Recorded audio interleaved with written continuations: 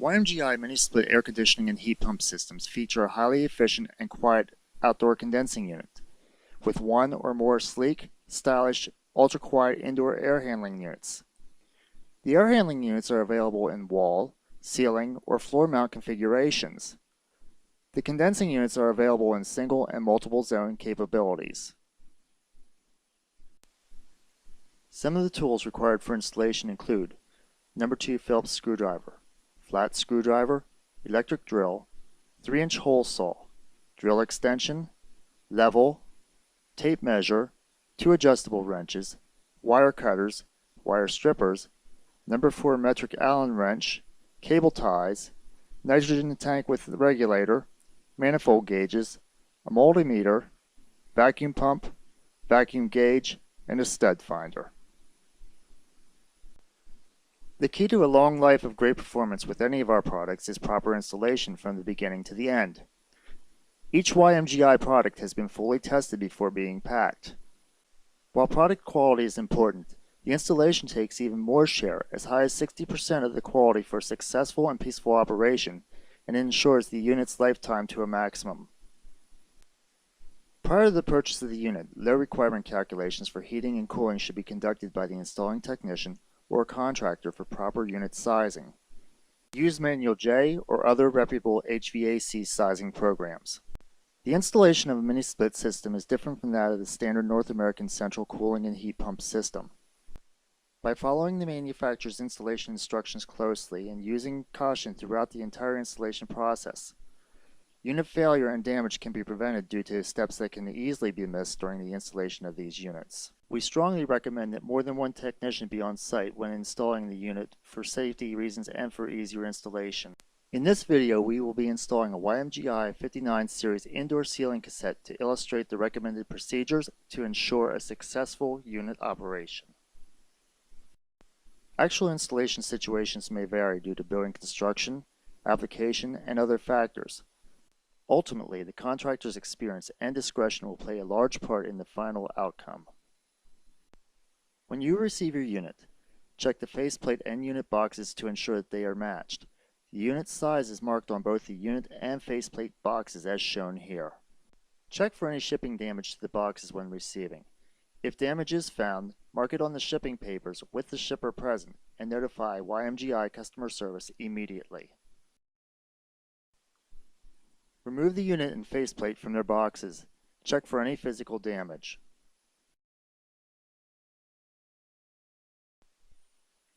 Check that all parts and accessories have been received.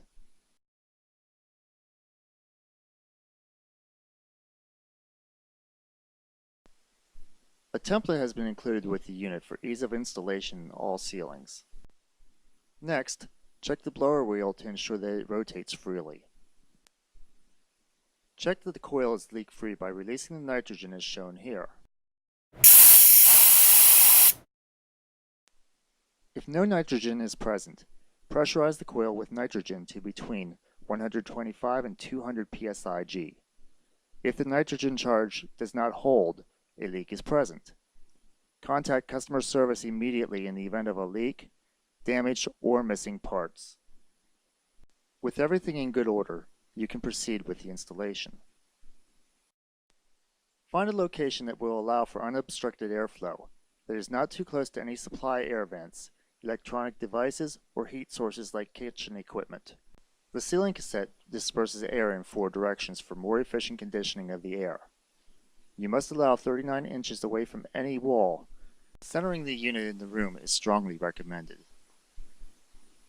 Provide a secure mounting for the unit. We are using 1/4-inch threaded rod hanging from 2x4 boards fastened to the rafters. Remove the bolt hooks for easier installation through the ceiling tile grid.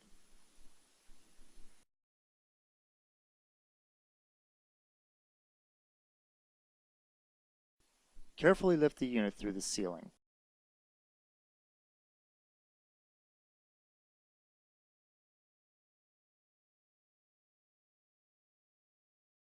Next, reinstall the bolt hooks and place the hanger in the opening. Now with the unit hanging securely, we will fasten the 2x4 boards in place to prevent movement of the unit and any extra noise from unit vibration. Next, drill a 3-inch hole through the wall to feed the refrigeration tubing, drain, and connecting wires to the outdoor unit. This hole must be pitched a 1/4 inch downward to accommodate proper drainage of the evaporator's condensation. Check the location of the hole for any obstructions such as pressurized water or gas piping, or any live electrical lines in the path of the desired location of the hole. Remember the rule of thumb: measure twice, drill once. Lay the connecting cable on top of the insulated copper lines. Secure with cable ties and cut the excess. Wrap with sealing tape.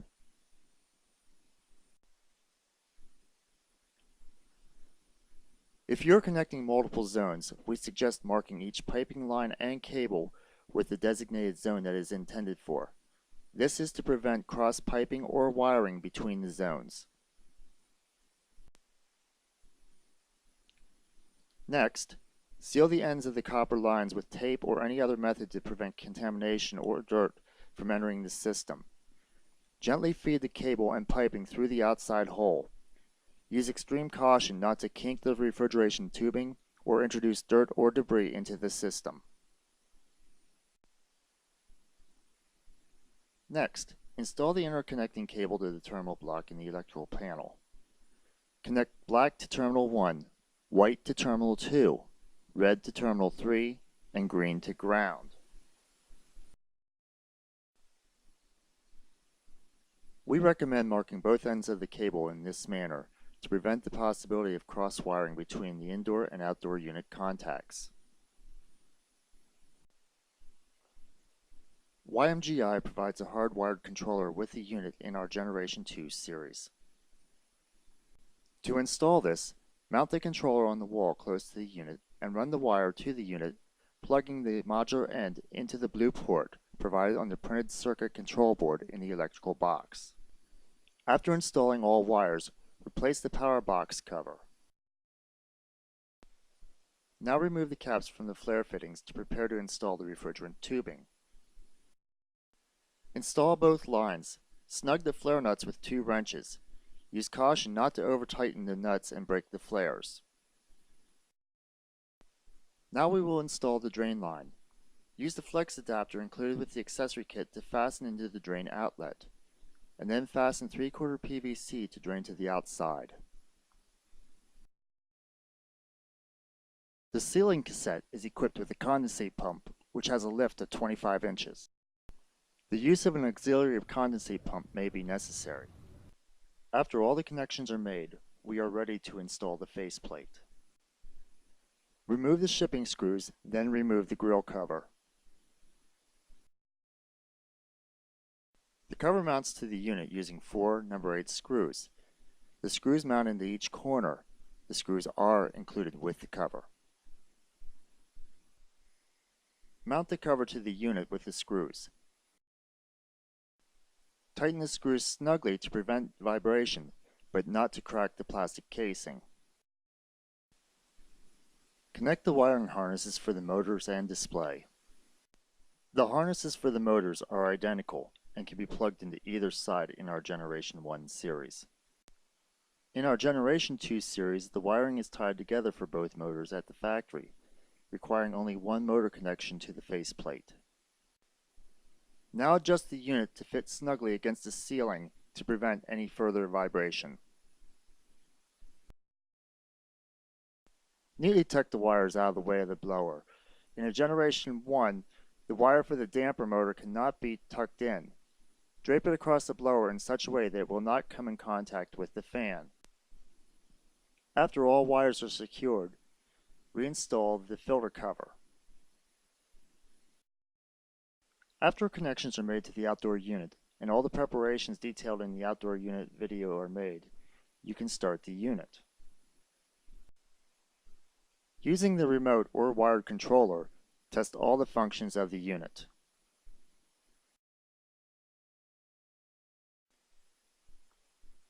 Run the unit through all modes to ensure proper operation. The red light indicates power is present. The yellow light indicates heating.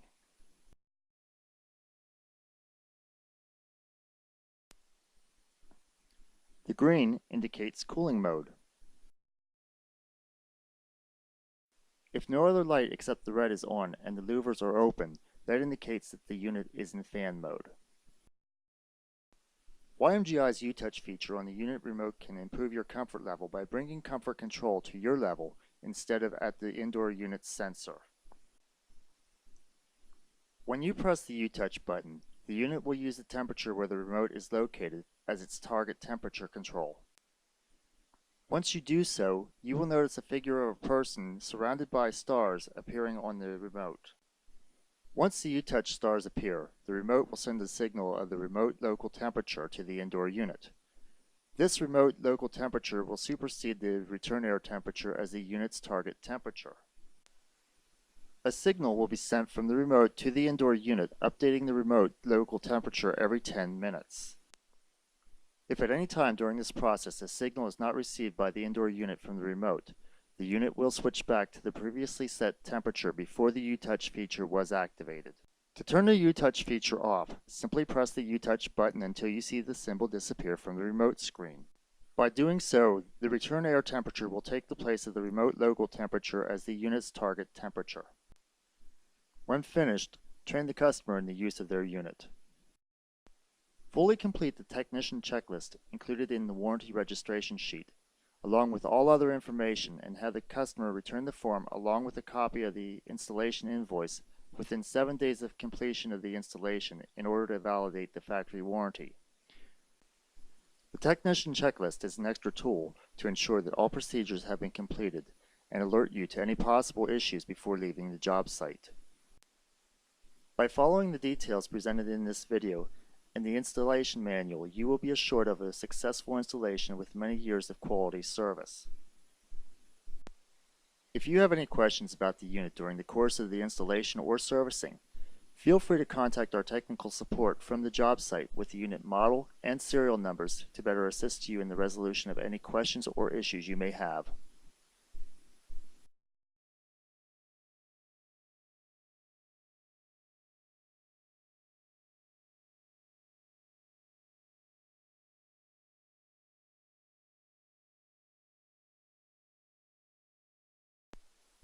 Thank you for watching this video, and we wish you success in installation, customer satisfaction, and many years of peace of mind.